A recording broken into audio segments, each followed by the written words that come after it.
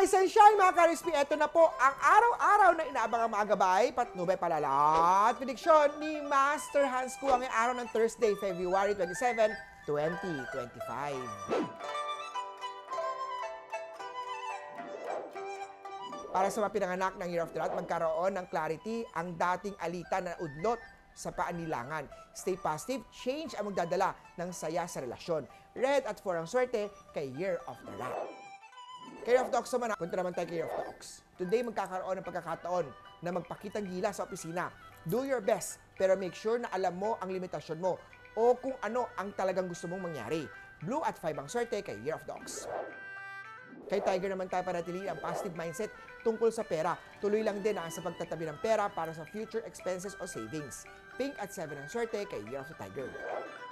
Kay Rabbit naman feeling cold ang relasyon nyo, magiging masaya ang relasyon kung bibigyan mo ng time si partner mo.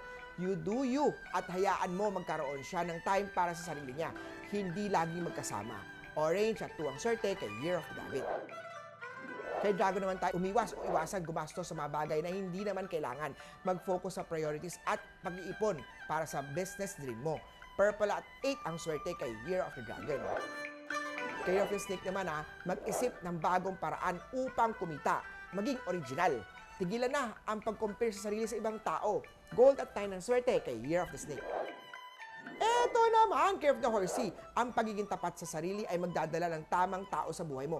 Gumamit ng rose quartz energy para palakasin ang romantic energy lock mo.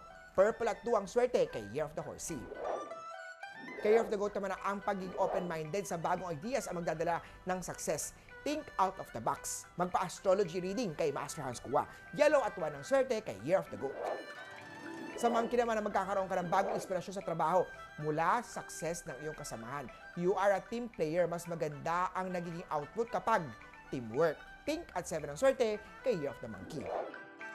Sa mga Year of the Rooster naman nabuksan ang puso sa second chance. Today, matutong magpatawad. Gray at 2 ang swerte kay Year of the Rooster. Kay Dog naman tayo good day para ipakita ang talents mo, ang pagiging adaptable na magdadala ng success sa pagbabago sa trabaho. Purple at 6 ang swerte kay Year of the Doggy. At kay Year of the Pig naman iwasan ang pagiging pabigla-bigla sa financial decision mo. Nauubos na ang fund mo nang hindi mo naaasahan. Blue at 4 ang swerte kay Year of the Piggy. Huli po, ito po yung mga gabay, patnubay, palala at prediksyon lamang ni Master Hans Kua.